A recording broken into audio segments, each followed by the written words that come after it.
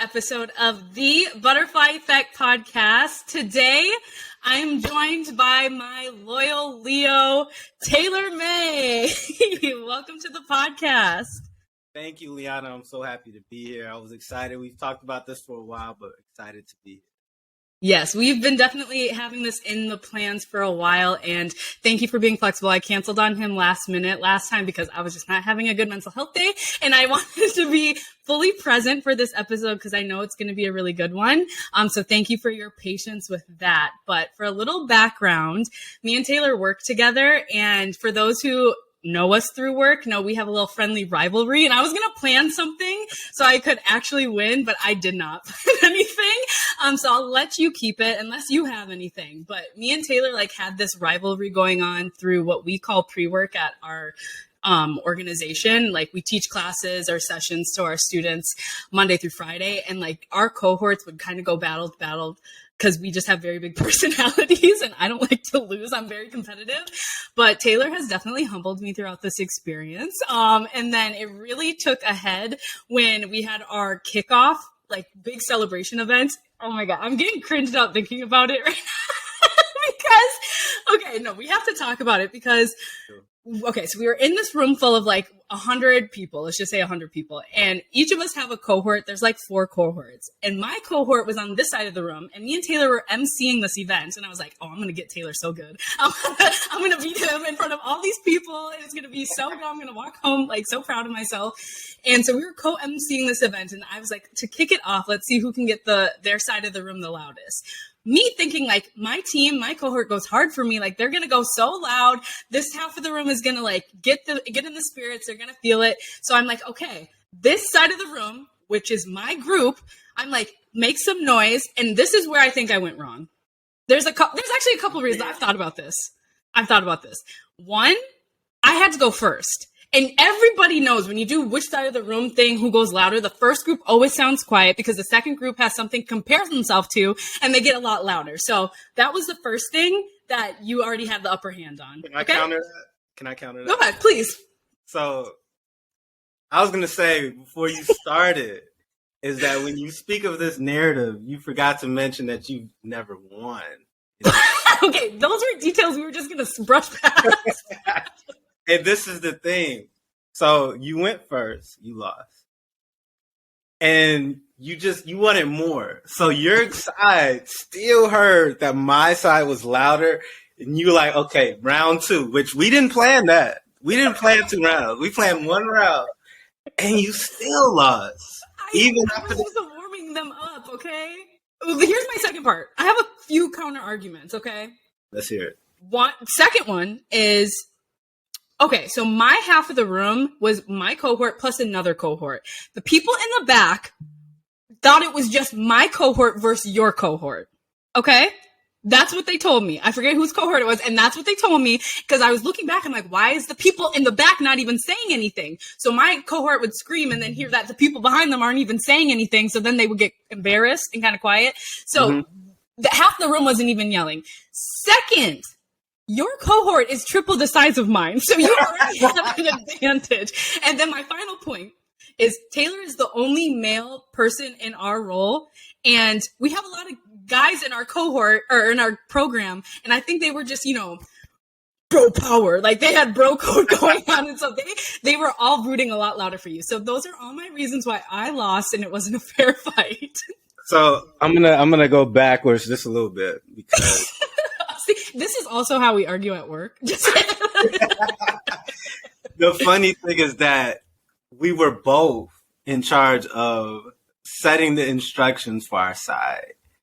And, not going to blame or point any fingers, but, I think my side understood the instructions. They were close to you. Also, you forget your side had more people because of the way the room was set up. Because there was people who were standing on the walls, and they just didn't want to cheer. And I don't know why, I don't know what the deal was, but my final thing. Yeah. Your court, your court was closer to the speakers, so maybe they heard you better. And okay, it was bad. Like, y'all, I lost the first round, and I really did go back for seconds. I was like, no, I can come back, and then it was even worse the second time. So I was gonna say, Leah, let's not do that. I was gonna be nice, but you already like went into let's go. And I was like, I don't want to do it again. Yeah, I had to take that humble pie. It was not, and then we just had to carry on. I'm pretty sure that is where our church, pastor, preacher, whatever picture came from. You got to show that picture, because I think that has to be, and that was just my victory, like, stand, because it literally looks like we're giving a church sermon. I'm going to include that. That's going to be our cover photo for this episode. Yeah. That was so funny. That was really fun. That was definitely the first time I've ever co-emceed or emceed any. I guess in college I kind of did, but like an official thing. So thanks for making it so easy for me, Taylor. You're a great MC. You were natural.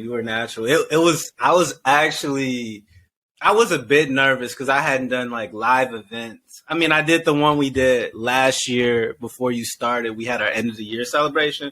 So I did speaking there, but like before that, because of the pandemic and everything, I hadn't been on the stage speaking on a mic in so long. But it just came. Nervous? I was really nervous. Yeah. I could not tell. I was so anxious before we left the office. Like, I was underneath my desk. I was like, I mean, there's other factors, but anyway, but I was like, whoo, and I got to MC this thing. But I think it went really well. And I think we should definitely do it again somewhere in the future. Just MC events. That's going to be our new business. Absolutely. But that leads me into my next thing. Those who are listening and who do not know Taylor is a motivational speaker. I want you to just kind of tell us how you got into that, what that's looked like for you. Like, where did that even come from, that idea? That's a really good question. I will always explain it as such a journey, because I don't know how deep I'm going to go into this, but I'm just going to let it flow. I think, surprise to some people, I was extremely shy growing up. I was extremely shy, extremely quiet, right? Oh, no.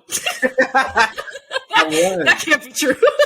And the thing about it is, again, I don't know how deep it is. It was just part of my upbringing. That's what I felt I had to do.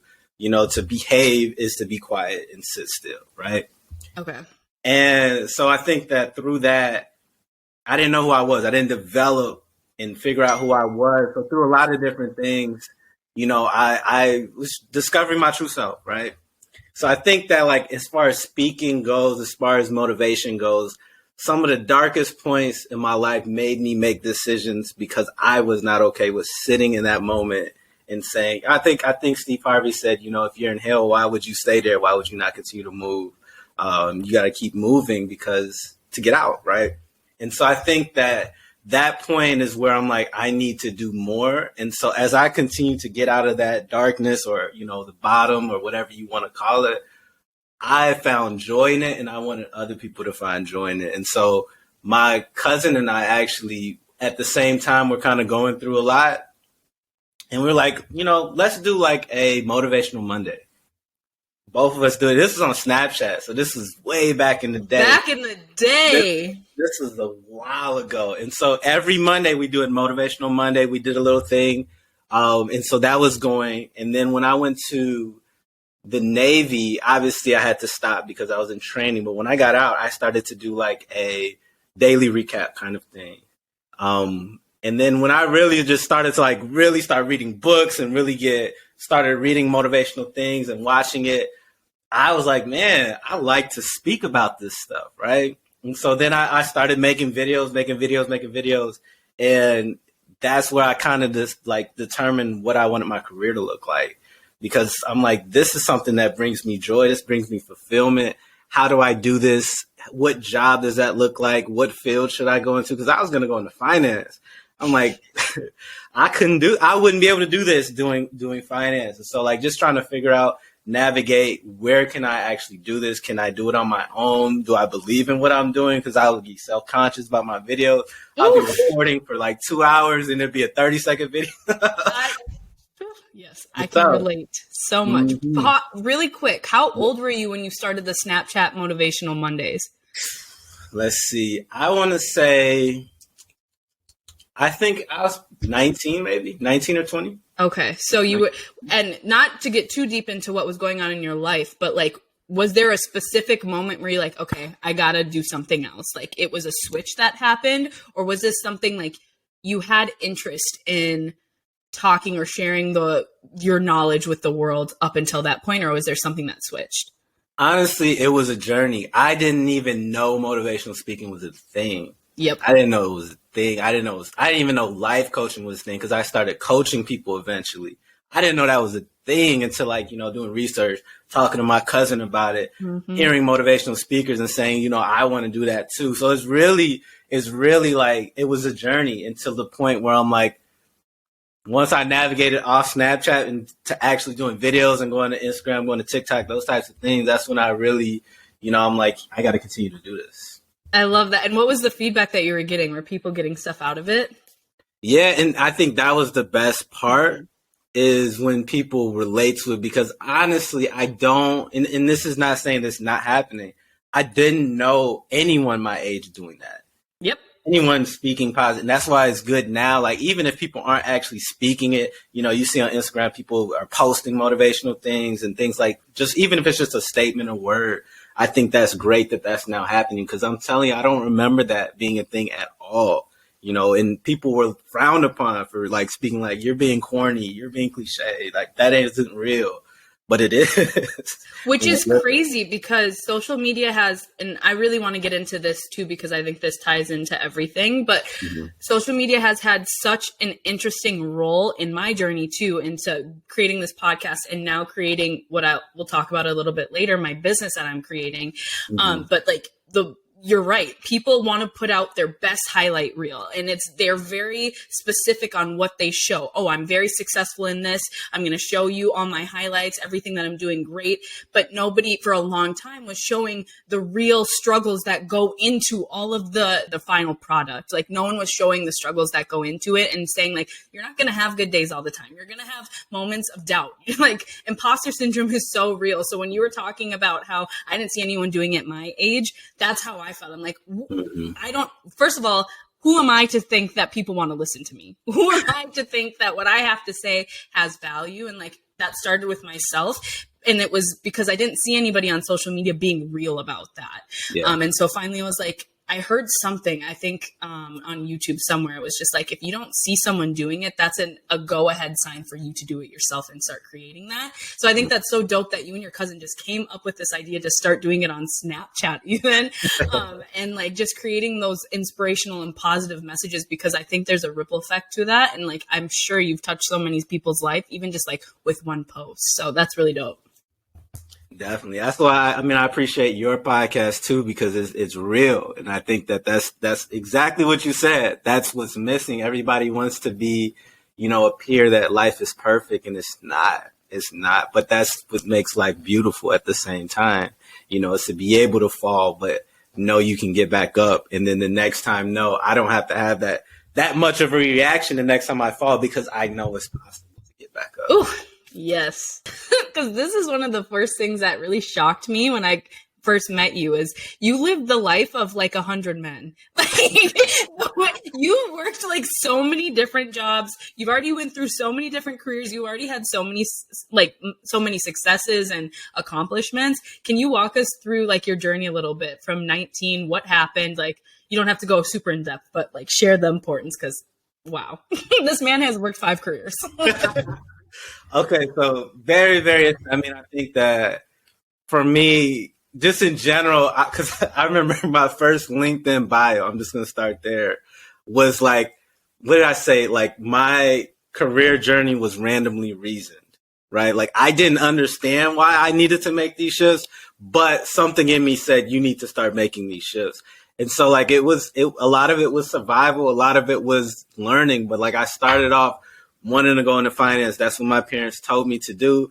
I was kind of really adaptable as a child. So like whatever I do, I'm gonna do it. Whatever best of my ability. I'm not gonna be horrible at it. That's why I beat you in everything that we do. But all right, see how he does that? You see how he does? Oh my gosh.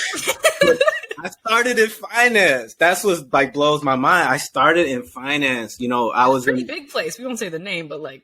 Yeah, it was successful. A Fortune 500 company. I started there, and I'm like, this isn't it. I went to college for business, and I did the business organization, and I was on the executive board for it, and I was the mentorship chair. Right? Didn't click yet. Right? Then I went to the Navy because I was like, I had a huge story that goes into college. We're not going to get into that. Mm-hmm. Went into the Navy, because I just didn't feel like I was growing or I grew enough while I was in college. And I feel like I needed to develop more as a man and, be able to create my future a little bit better than I was already. So that did a lot for me. So then I was going into healthcare a little bit. I was a field medic in the Navy. Then after that, I went into entertainment. After that, I skipped the part. I did an internship at a law firm. So I did that. I know I'm missing a couple of things. And then I got into education. Started off by the age of like 24. That is insane. I think I had moved to Michigan. I was started off as a parapro, not making much at all. Within 2 months, they wanted me to teach. I was a co-teacher. And this school was predominantly English second language learners. So it was really big task. They started me with a class. They called it a remedial class. So it was students who were years behind in their reading, years behind in their math, or they were immigrants and didn't understand. So understand, this is my first time teaching, and you give me a pretty big challenge, right? Yep. So I started off there. The next semester, took over that class a lot, started a basketball program at that school. The next year was the pandemic. Because I started off as a parapro, I was laid off. But they gave me an opportunity to transfer to another school that was an hour and a half away. I was like, okay. This school was a residential school where the students lived there, and not going to go too much into it. A lot of things that they went through, but it spoke to my heart. The classes were small. I got to build better relationships, learn so much about myself, learn so much about people. And it was just the most uplifting experience. But I stretched myself so thin. I did events every month. I was the basketball coach. I was the choir director. I was the test prep teacher. I always skipped my break. Every teacher's supposed to have a prep hour. I skipped all my prep hour to support students. And I worked extra every day because of all of those things. I loved it, but my body couldn't take it, which was really hard for me. And, that was such a hard decision because then I got the call about Urban Alliance. And I had to think about it, right? But it was one of the hardest decisions I had to make. But that burnout is real. It is. And I'm sensing a theme with you. Like what he was just describing, how he wore like 50 different hats for that one position, is exactly what he does now. Like, Taylor is that person and I really admire this about you. You give 110%. You truly care about and are invested in the lives of the people that you work with. And there's people that are like that. And then there's people who are just in it for themselves, and you're not in it for yourself. And I think it's very, very evident. And I think that's why we connect, because I think we are very similar in those ways. But you have a genuine light to want to help other people. And I think that you're going to go really far with your motivational speaking if you have the ability to put some more energy into it. And we'll get into that, because motivation burnout, because that's kind of where I think we started connecting once our paths crossed at Urban Alliance. You told me that you were a motivational speaker. I finally was like, I have a podcast. I was so scared to tell anyone because I was like, I don't want people to know at work. I don't know, because it's not always work appropriate. But I was I'm really passionate about my own business and building my own brand and like sharing my word and my experience in my life to help other people. And I think you're very similar to that. But the reality is we have to pay bills. We have a life that has to continue to go on, and we have to have money to fund that. So I think we both had to find a job that like, we're helping people, because I think that's very important to our personality and our character. And we're feeling like we're giving back to someone and we're doing intentional work, but then also allows us to be who we are in that space, and also focus on our own passions and careers. And like for me, that was really hard with the job that we had, because we get so invested in what the people that we work with. It takes a lot of our mental power, our mental energy, that at the end of the day, I have no time to do anything of my own besides maybe work out and then cook a healthy meal. But like any side passions definitely hit the back burner. So how have you tried to manage that and balance that with having a career which you are fully invested in and you give 110% every single day, and having your motivational speaking thing that started when you're 19 and you're clearly very passionate? How do you balance those two? That's a good question. I'm going to go one step back. I hate to do that. I always do that. Please, that's what a podcast is. It's so funny because I remember your interview. And I remember your interview because it was so funny, because after the interview, and I promise I'm going to go back to what we're talking about. In the interview, I was like, man, that's some of the things that I said in my interview, right? And so like it's funny. Someone was like, they're going to butt heads because they're similar, if you were to get hired. But it was funny because, I saw the similarities too, in some of the things we do. But then I was like, it was good for me because obviously I'm a Leo. People who know me know that. But I think that in that similarity, I saw what it looked like to be humble through you. And I think you showed a lot of humility in the work that you did. You're like, what? But I was like, it was different. And I needed to see it, because then, you doing the podcast and the things that you said and some of the conversations we had, it influenced me a little bit to say, how do I make both work? Because in all honesty, last year I was so in and out of it. And I think, I'll be honest, I think last year was a little bit easier initially because we were predominantly virtual. Like the entire pre-work was virtual. So if I wanted to do videos during lunch, it wasn't really nothing. Right. Now it's a lot different when you got to, go to, take the commute to work and all of that stuff. So that's what made it easier. Like last year, there was periods of time I could record 4 videos a day, post those a day, or record 20 videos a day and just, post throughout the week. Now it's become really hard. And so I think for me now it's just planning, being intentional about it, and building a better routine. I think that's what kills me is not having a valid routine that's going to push me towards it. And then having conversation. Yeah. Having conversations. If I keep it in, it's not going to happen. But I speak about it more, like what I'm doing now. I think that's what's helping me, because it's where my brain is at. My brain, I let work be on my brain too much, and I need to stop doing that.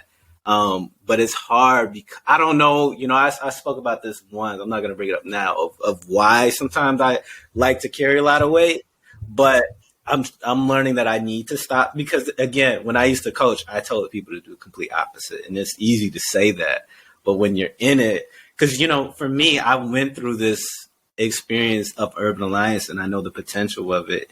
And so, it's kind of frustrating sometimes when you feel like it could be so much better, but you want to influence that. But again, it takes a team. You all always, you tell me this all the time, like, this is why you have a team. And I think that's where I'm learning how to, do that and understand patience. It's not going to happen overnight. And I wanted to so bad, but it's not. There's so many factors to it. But that, I think I balance it. It's just being intentional about it. I'm trying to do things, especially in the new year, that I've never done. Like, I never made vision boards and things like that. But I did one too. Oh my God. I have to, because I'm like, I do not want, I just don't, I want to accomplish what I know I can accomplish, and I can't do that if I'm not intentional about it.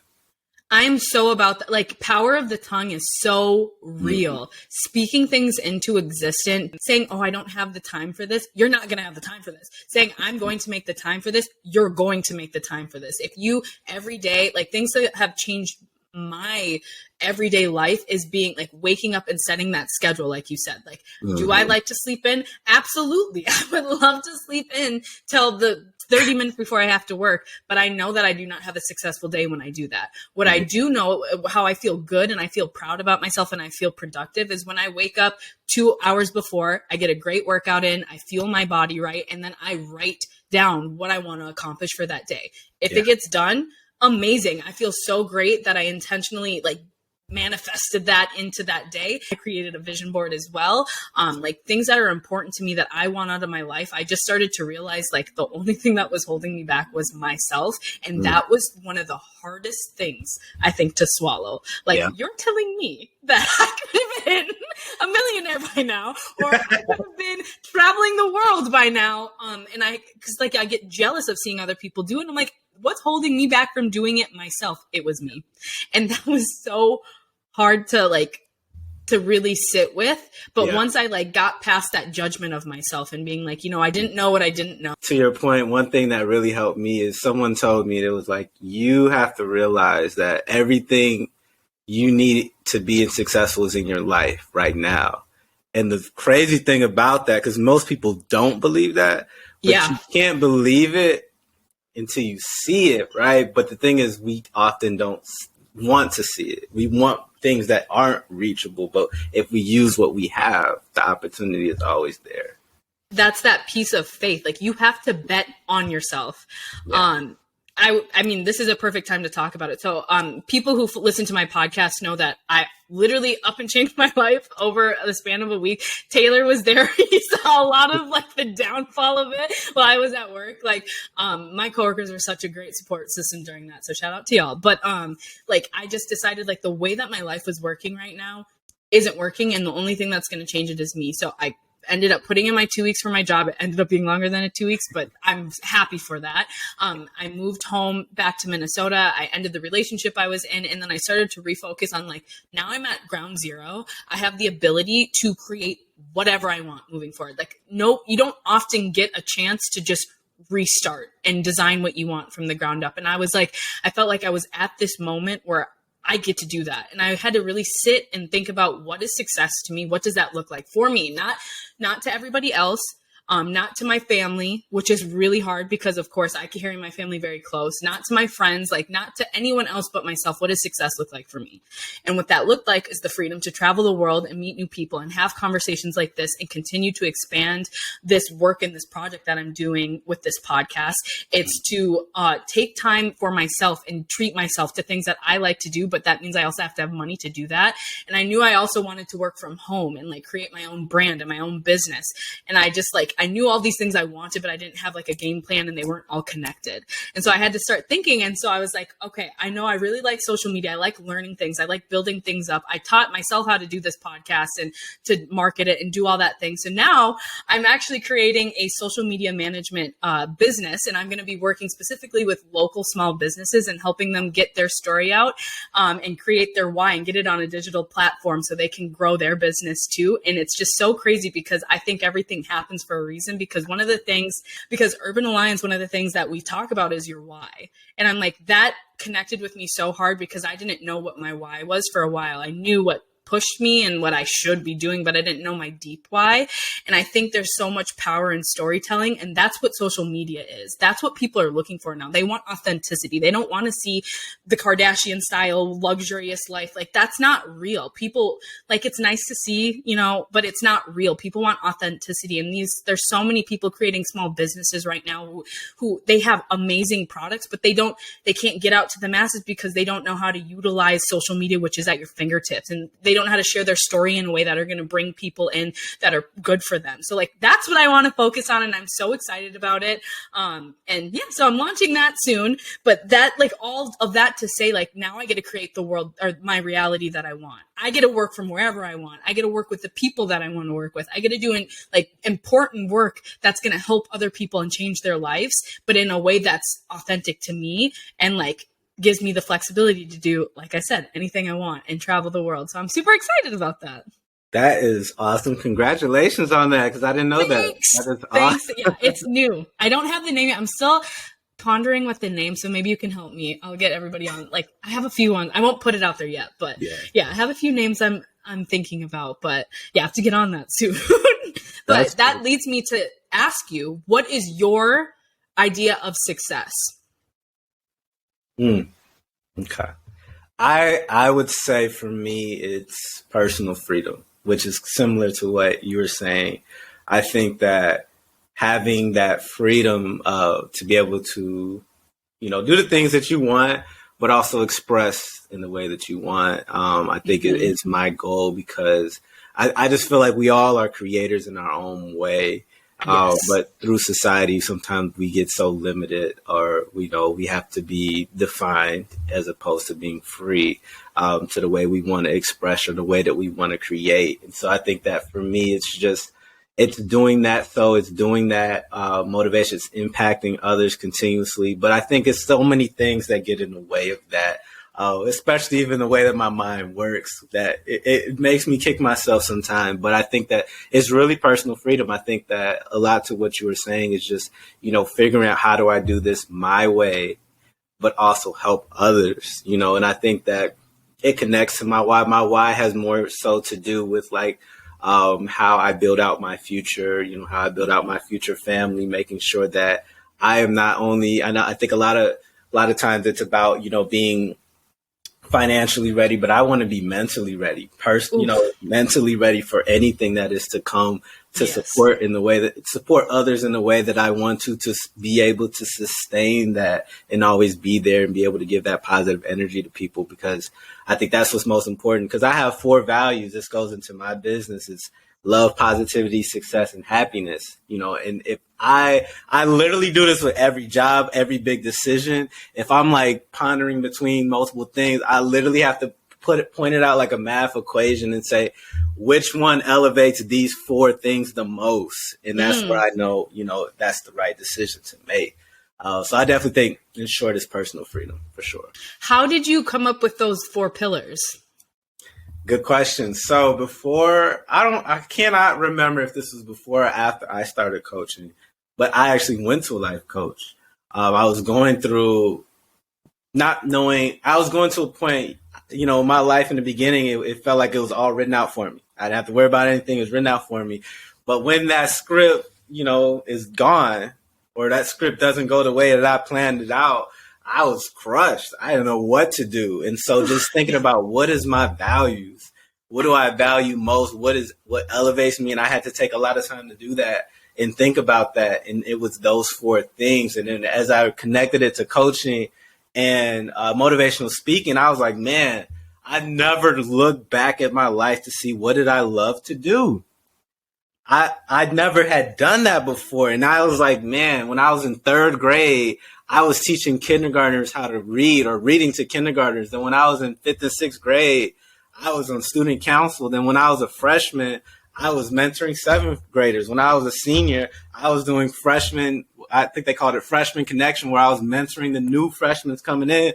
And then, like I said before, I was the mentorship chair, and none of that clicked to me until, I really took the deep dive of what's my gift and how do I. You're freaking me out right now, Taylor, because I'm seeing so much parallel, same things, with the mentorship councils, reading to kids, all that. And then I thought about, for me, my path was through cheerleading. I was a captain, my entire time of being a cheerleader. I was not a leader in high school, but then I was a captain / coach. And the way I led was making connections and relationships and building people up. I was not the structure.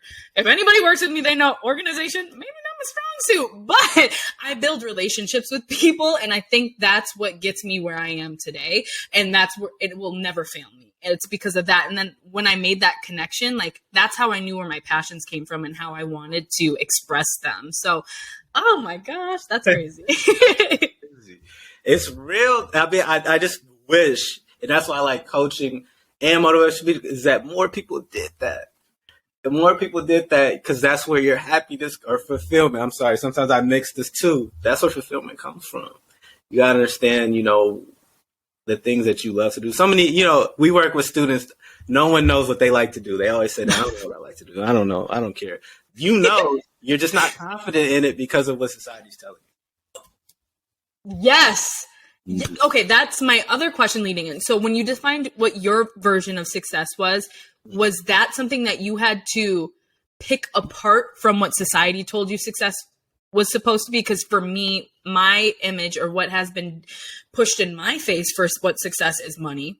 And it is like a happy family, whatever that dynamic looks like for you. And then you have the nice cars, you have the nice house, you're going on vacations. Like, that's what success to me was like drilled to. So did you have to intentionally think about, okay, this is my version of success. This is not what society is telling me, or my parents even?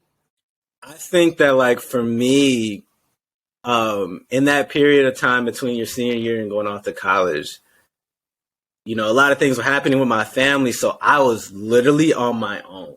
Like, I'm not like, I didn't ask for support. I kind of just was in my own. And so, like, I just didn't have trust in society and other people and all of that. So I had to trust myself. I was forced to. And I think that's where all of this discovery came from. And then that's where, like, me valuing, one of my values being happiness, because that's where I felt like I was at my best when I was happy. Now that seems like duh, but like, there's so many people that don't do things that make them happy. And happiness is not, doing something real quick and that temporary feeling. It's not. It's a state of being. It really is. And so, like, even when I was doing, working, 7 to 7 because I was doing basketball and all of that, or teaching and all of that, I was still happy. Right? I was still happy. But it was some other things that I wasn't able to do. When it comes to love, part of that is being with family. I was away from family, so that affected me. Right? So some of those things too, you go away to, thinking about what success, because it has to be in society. I hate that it has to be. You have to think about it financially. And I think that's what's so hard. Maybe another podcast we could talk about it, but it's like the fact that money has to be a part of even relationships now, because it shouldn't be. It has to be because of society, makes things so complicated. But that's why so many people fail to find happiness, is because there's so many things that never really was supposed to be a part of these things that have to be, but take away from it. And it's hard. So we have to adjust. Yeah, you're definitely coming back on for another episode. That is already a given. That's a given. I want to talk about a little bit more how you feel social media has influenced your motivation or motivation burnout. Because I think social media, as everything in life, has good and bad. There's positive, there's negatives to everything. It's all about balance. That's the key to life, is balance. But social media has definitely, for me, had a negative connotation that I've assigned to it because of like what I allowed it to make myself feel. So can you speak to how social media has helped or maybe hurt your personal value or view of success or motivation? I think, like, if if I wasn't a motivational speaker, I would probably try my best not to be on social media, just to be honest with you. That's what I say. Because I think that, like, I was never big on it growing up. Literally, like, a lot of my accounts were made by friends. I didn't even make them. But I think it's important, and there was a reason they were made, and it was to spread some of it. I think for me, it was good because I saw that people that I knew, because obviously initially you're only following, or people following you is the people that you know. No one was doing anything motivational. And I think that's where, like, let me, I can hop on this market. But then it also, people who knew me, but we didn't really know each other that strong. Like, we see each other, started reaching out or appreciating the content that I was putting out. So that's where it was good. But I think, like, for me, it's like, you have to have such discipline. You have to have such structure with social media, or it's going to, like, really not positively affect you. That's what I hate about it. It's because you have to, like, with all the algorithms and all of those things, it's like, you really have to be careful what, anything with social media, because then you're going to get more of that content coming up that might bring you down. If you click on one thing that's negative self-talk, you're going to get more of that popping up. And you don't even realize it's happening. So what ways has it positively affected you? I think definitely for me is when I started to see other people doing motivational content, it influenced me. It pushed me a little bit. Obviously, it helped me mentally. But then it's a lot of it is just the feedback I was getting, receiving from the content that I was giving out. I think that has helped me a lot because of times where I'm like, oh, I don't want to record. I don't feel like it. I don't have a haircut, so I can't record. But I'm like, I'm helping people, right? Yes. So then I have to do it. I need to get back into it, but I really want to be able to be more in control of, how much I use it. That's beyond me, because a lot of it is consumption, and people don't understand what consumption is, whether it be music, social media, whatever what you read, all of those things impact the way you think and the way you feel. Cause you get to a point where I'm like, okay, I can't listen to those artists anymore. I can't watch those shows anymore because, but if you don't get to that point, you never see there's a problem with it. But when you stop, you start to see the benefit of it. But I think those were the positive things for me, because some of those things that I preach, I learned through social media too, because it's still something, it's still an educator in itself. It absolutely is. I've learned almost everything with like podcasting. That's all social media. I didn't go to school for that. Like, I went to school for community psychology. I wish I knew now what I wanted to do so I could have changed what I majored in. But again, everything happens for a reason. Like, I really built those relationship skills that I am using in every single day. So I think obviously everything happens and has a purpose. But can you speak to, because for me, I went through this. Like, I would say I'm a very ambitious person. I try my best to go after my dreams and make them happen.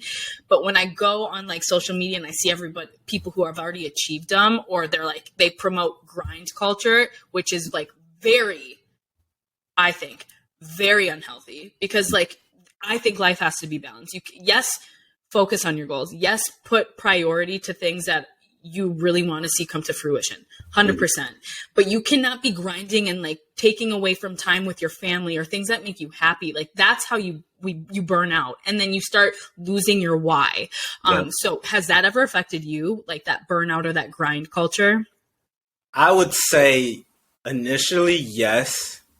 But I think for me, it became like before I was doing the motivational things, a lot of it affected me. I had to become really, because I'm looking at it two ways. Because even like when you see people posting like, man, I wish I was living that life, or where I wish I didn't have those same struggles, but you also don't know what their struggles are. But I've become so, and this is bad, and this goes against vision boards a little bit, but like for a long time, I'm trying not to do it anymore. But I was like, I don't want to plan out my future. And I say that because I understood my values, and I know I put them in the forefront, even though sometimes it's hard to. But as I grew older and, understanding things, but I also was like, I know my work ethic too. And so a lot of like even coming to this job wasn't planned. Me getting laid off wasn't planned. When I went to the military, I never thought I was going to the military. So I feel like, it's kind of like the law of attraction in a way. You continue to put this out, you will attract the things to make you continue to go. And I think that's really helped me a lot to not be too insecure about where I'm at, because I understood where I was at mentally. And I think knowing yourself. Yes. And I think that's what struggled me with this, with the way my mind worked as well, because then when I started getting out of that, because I think work, professionalism, all of that has affected me almost more than social media a little bit, because of what I just said. Because then like now that I'm not getting the personal freedom that I want, I get frustrated, and I really struggle with managing that. And it's funny because I remember we talked about burnout a little bit, and, it was a quote that I read. It was like, burnout isn't you doing too much. It's you not doing enough that brings you light. And I was like, that's why I'm always cranky sometimes, because I'm not recording these videos. No, that's so real, Taylor. And that quote, I remember you telling me that. You texted me that day, and I was like, that really sat with me, because that was kind of what also pushed me into the direction along with other things, but Mm-hmm. to fully just investing in myself and going after what I want. Because I obviously at that point, I think I had already I don't know if I had already made the decision to leave or not, but it was close. It was like within that month. And I was just like, I really love my coworkers. I love everybody I work with. I love all the students that I work with, but there's something that's just not right within me about what I'm doing. It's not the avenue I should be using or the vessel I should be using to share my talent or what I have to offer to the world. And so like when you said that you're not doing enough of this, the right thing, I was like, well, podcasting feels really natural to me. Like I can go on here and speak and I don't care. Like it just comes out of me. And I love editing. Like I love every aspect of it, but I do. I love editing. I love posting it, but when I don't feel like I have enough energy because I'm giving it to other things, I don't want to do it. And like, that's where I'm like, I caught myself because I was like, I know the tools to succeed. I know I have to post 3 times a week. I know I have to stay consistent. I know all of that, but I don't want to do it because I don't have energy because I'm giving all my energy to something else. And I'm like, well, what's going to change that? Well, not giving my energy to anything else and like actually believing in what I have the capability of doing and just fully going into it. And I may fail. Like there's a chance I could fail and this goes nowhere, right? But then I come up with plan B. But what I would regret is not trying it and not giving it that full effort and always wondering if or what I could have lived the life that I wanted if I would have just stuck it out for a little bit of discomfort and like put all my eggs in that basket. So yeah, that really stuck with me. And I don't know if that was the tipping point, but it was definitely something that pushed me in the right direction to where I wanted to be. So thank you for sharing that with me. Absolutely. It's interesting because I'm like, you get that when you get that feeling, it's always real. And I think that so many things, we're just so overly influenced in this world right now that it's like, it feels wrong to trust yourself. Yes. It feels wrong. And that's what I don't like. And that's why, like, sometimes, and this is where I get annoying. I'm just going to be honest. Like, I trust myself too much sometimes that I don't hear people because I'm like, well, not hearing people goes into another thing. But, I think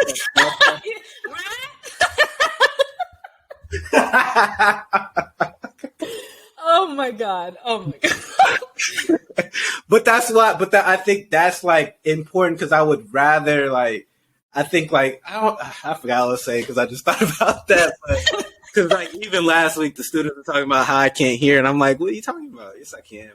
So this is like the 10th person who has told you this now. It's the 3rd, I think. But there's at least 5 people on our team. I try to listen when they say Exactly. But I think though, in reality, I think that trusting yourself is just like you realize who you are, what you're meant to do, what you should and should not do, because all of those voices, you control it now. Like, okay, yes, it's like it's understanding how to receive. If someone's giving you advice, if I'm like, Liana, I know you robbed that store last week. And you didn't do it, that doesn't mean you have to be upset with it because you understand I don't want to feel that way. I trust what I know, and I don't have to believe what you're saying. And I think, go ahead. Oh, I was going to say that takes another level. Like that takes some work to get to there because I feel like we are as humans, we're so naturally defensive. Like you're wronging me. No, like, and you go into this mode of being defensive, but like what you said, yourself, you've done the work to know yourself. So what anyone says about you, anything happens to you, your truth, who you are. So like you don't let those outside factors affect you. That takes time though, y'all. Like, I'm still working on that. It does. Balance is important with it too, but it's like you really got it. Once you start to that journey, it's like you never want to stop. But there's so many people are so hesitant because, okay, if I do that, then what if this happens? Or, this is going to make them mad, or, I don't know what's going to happen. Like, we always want that security, but it's so hard because that means we're not free. Absolutely. And like what you just said there was me. Like, and I think one, it has to do with anxiety, like the overthinking and trying to plan everything out, every step, and try to get in front of it. It has good intentions, right? Like you're trying to find the best possible path to whatever you're trying to get to. But there's a lot of value in just being present and like allowing things to happen to you and like knowing that you have the power to control your reaction, like you were saying earlier. Like, you don't have to, like, everything, unfortunately, once you accept this, that you control your reactions to everything, like you said, life gets easier and you get addicted to it because you're like, I control my outcomes. I control my future. I control my reality. And it just... Maybe your power. Yeah, it really is. Mm-hmm. Okay, my final question that I have prepared for you, and I'll turn it over to you if you have any, is after all of this, talking about this, what's the future for Taylor? Well, I do have things that I'm working on. I can't speak on it yet, but I think that for me, it's definitely like right now. I think in making it as minimal as possible. I'm really like trying to decide if it's speaking I want to initially do again, or if it's coaching I initially want to do again. But I do want to put more energy into it. You know, I'm outlining it on my vision board, but definitely gonna. This year I'm cranking out a lot of videos because I've consumed so much content. Like I write, like because like a lot of things just pop in my head. Like even if I'm not reading, if I'm not watching anything, and I just write them in my notes. Literally, and they're all just my content. And so I have a lot of content that I want to push out, and then eventually, doing things more in the grander scale of things coming in the future. But definitely want to start there. I got to get in the rhythm again. It's because I did take a break of recording, but I definitely want to get back to it. I just got to figure out how I want to do it again. I definitely, you always want to be yourself with it. You want to create your own identity with it. But that's my biggest thing, But, I can't speak too much on it, but I definitely want to elevate it this year and focus on it. And I think last year was really about, okay, because I had just, when I got this job, I moved back to Illinois. Mm-hmm. So like it was a lot of figuring out. Obviously I threw myself in. There was a lot of opportunity, which led me to being promoted and things like that. And now it's like, okay, I figured that part out for the most part. I kind of see where things look like at the job. So now I can plan out what does things look like for, motivation tea, right? What does that look like for me? And so I'm definitely excited for it because I took a break off it, but I know I always feel the best when I'm doing it.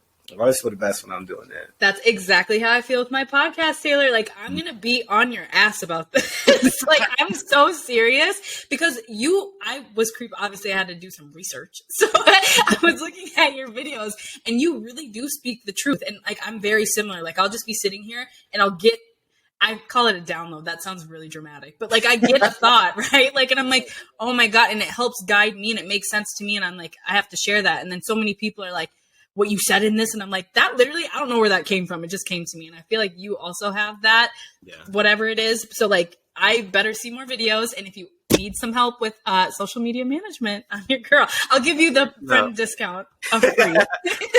I'll be reaching out. But I agree with what you said too, with like, that's why I know I have to take a little bit of a step back. 'Cause I got to stay in my own lane. Thankfully, like with some of the changes that are happening, I'm kind of being forced to stay in my own lane, which is a really good thing. Yes. But what you said is so real. When you put too much into something that's not for you, not necessarily not for you, but that's not to your true authentic self, when you got to do things for your true authentic self, you don't want to do it. And so I got to get away from that because what you said is so true. And I really, that download, I relate to that. There'll be times where I'm like, man, I'm driving. I go to a parking lot. I'm like, man, the sun is hitting me right now. I just start recording for like 30 minutes because that lighting looks real good. And I'm like, man, Leo. I gotta be honest here. The Leo energy is coming out. But I'm just being real. I'm being real because, you got to track your analytics. When I'm in the sun, sometimes I get more views. That's where you get some views.